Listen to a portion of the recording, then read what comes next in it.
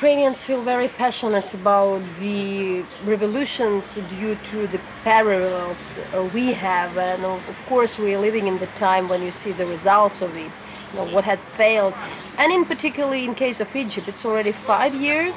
That is the time to assess. That's really, you can see what went right, what went wrong, what the society had breached, what is the counter-revolution.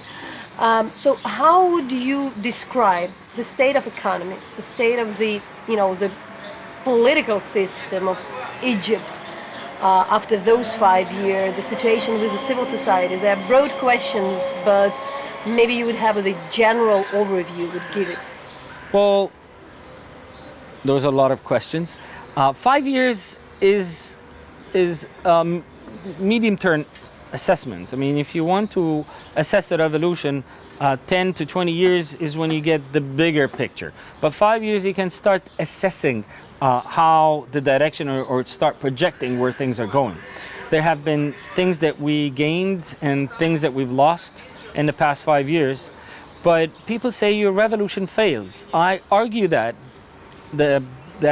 if you take what the current government is doing, a crackdown on the media, shutdown of 27 independent media outlets, the imprisonment of over 70,000 people in 3 years, a new NGO law to more or less contain the NGOs and the civil society and make it very hard for them to operate.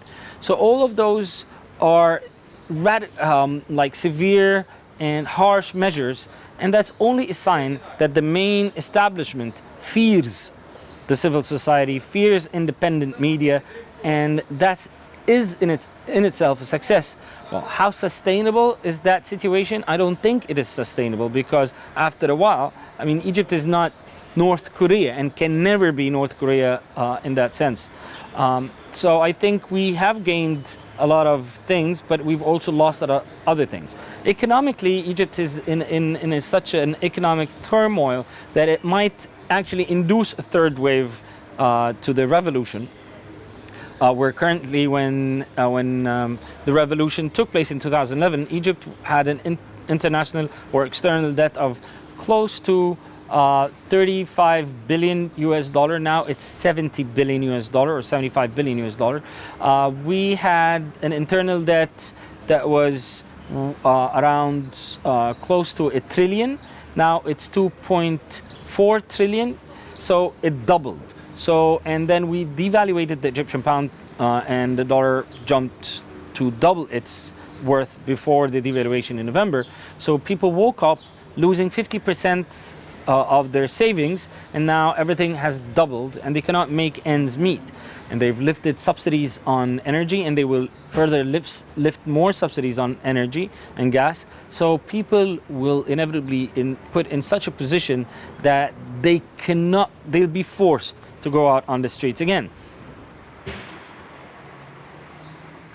Speaking about the civil society, there was unprecedented arrests. So how many people are really behind the bars, and in what stage? How you describe the stage of the, civil society in Ukraine? You do have a different people. Some have joined government, some failed, some are now fierce opponent of the government. They, let's say, helped to be in power because of the Ukrainian revolution. Yeah.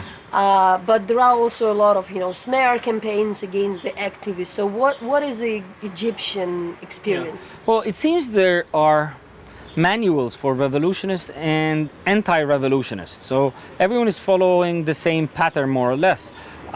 Those who made the revolution now are being demonized, smear campaigns, sometimes imprisonment, and there's always creating of a distrust in the media, so that the public would always doubt those activists as agents of the West, as always everywhere.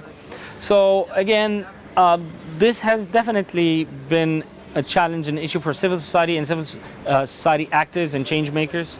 But people have stood their ground. But definitely there are, to be specific, to have a specific number of people behind bars, it's not that easy, but we're talking about above definitely 40,000, of which in 2013 alone, 17,000 people were tortured in prison. the interesting thing is there when you've just mentioned this kind of the playbooks for revolutionaries and anti-revolutionaries. So what kind of the civil of these smear campaigns are? What is there? What are really these practical challenges this civil society has? Because that's where you can really relate. Well, there are many independent websites and media outlets that gained a lot of traction and attention in the past couple of years, such as Mada Masr, trying to do investigative reporting, which was not very prevalent before that. We're talking about professional level of investigative journalism, and they've had major achievements and successes, especially when it comes to accountability, the role of the military in the economy, and what's happening in Sinai, the war on terrorism and all that, and all the violations of human rights. So it's been a challenge for the government, and they've cracked down on them. They just took off 27 different media outlets, of which Madamas was part of those that were taken off the air. But again, the smear campaigns are non-stop. You've got the state media and you've got private media that more or less is a lackey to the state media or to the government, the main establishment. And they continuously propagate smear campaigns against activists and independent media, and it's ongoing. Nevertheless, now people understand 5 years later on that those people are just lackeys, they're marionettes of the regime, so people lost trust in them as well. But how does it work? We found a lot of, why I'm so interested to ask. You sometimes see the details which are not still in your place or on some other place, and then you find out that it appears. So that is why I remember talking to the people like Asma Mahfouz. They were speaking about the fake social media web pages. Yes. Creating the totally absurd accusation, or for instance, this Egyptian blogger Wael Abbas, he would say that he would be blamed to be the agent of Mossad, of KGB, of CIA at the same time. Yeah. So there were other things as well. There would be some fragmentation, and at the first stage the activists would be they would argue among themselves, and that would create this division which would be later misused. Very true. Well, we definitely have internal challenges. It's not that we're victims altogether. There are responsibilities. The political scene, the liberals, we have pseudo-liberals really in Egypt. Those are liberals who once the narrative was not convenient for them, the political scene, they sided with the military and joined forces with the military coup. So they're not really liberals, they're pseudo-liberals. And then you've got a very fragmented liberal scene and a fragmented socialist scene. So the political realm of dissidence is very fragmented. We can't get our act straight, and we have not provided a plausible alternative narrative to what's going on, something that the public can buy into. This is a challenge. Again, back to the smear campaigns, this is normal, this is standard. Immediately, once you want to change the status quo and the main establishment, you're immediately accused of being an agent of the West, and that this is all a conspiracy.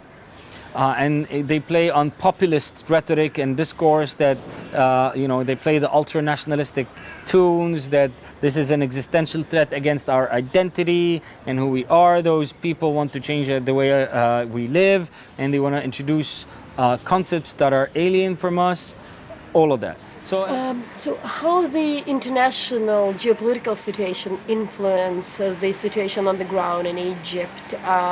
You have this squeeze of the freedoms, very strong, and it's very obvious it takes place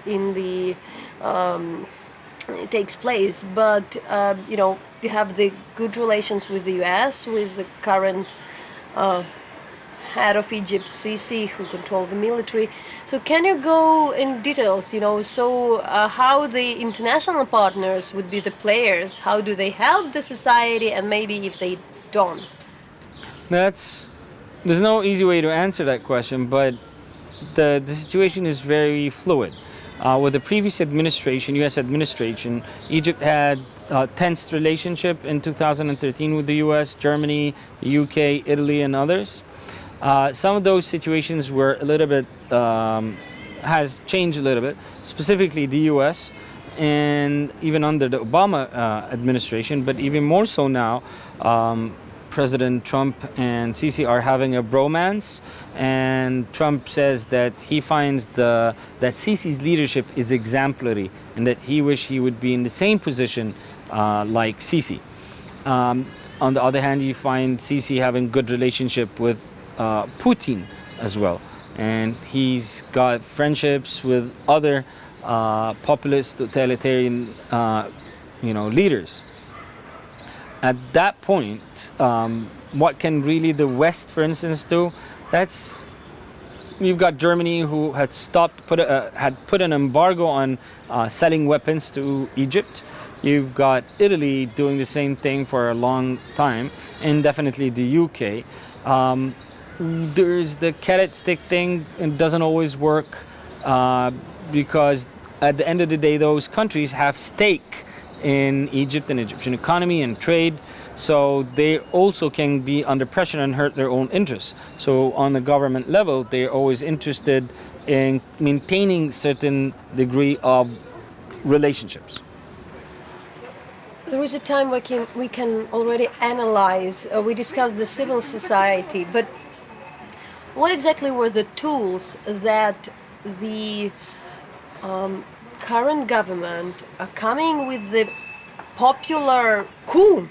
There was a very interesting situation when the Sisi had come during the coup, but which was supported by millions of people. At least that's what you could prove. But at that moment, so how they managed to, to take control over everything through the, how more or less the old system. What were these tools the old system used to be back on power, pretending to be reinvent themselves, playing with the activists?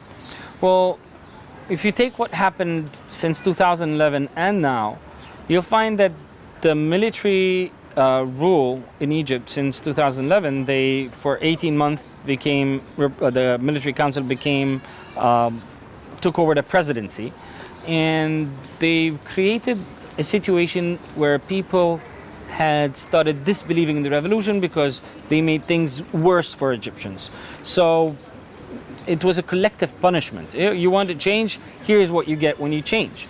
And then, so people, and they played on people's sentiments and need for security and stability. The word stability has been used on and on and on through the past 6 years by the different regimes that came in. And people are always running after that mirage, believing that this or that group will bring stability, not really understanding that stability will only come when everyone is on the table discussing the future together, and without excluding anyone. The real changes has not happened. On the contrary, the police became from bad to worse. The military has tightened its grip over the economy, so the public sphere is shut down. So it's a very challenging position. What do you think you would have, or you could have done differently within these 5 years? I would say we were very naive and romantic and idealistic at the beginning of the revolution. We did not have enough political experience because there was no political sphere. So many of us were in the kumbaya attitude and mood all the time, and that we were not pragmatic enough, we're not practical enough.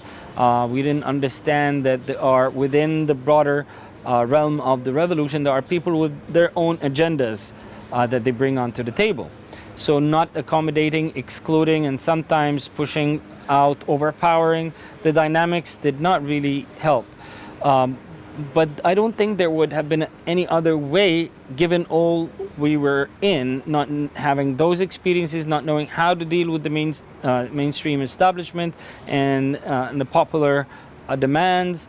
So I think we've learned so much. This was actually necessary. All those mistakes were necessary. Perhaps because of all those shortcomings, we might have a better chance in the future because we've learned, hopefully we've learned from our mistakes.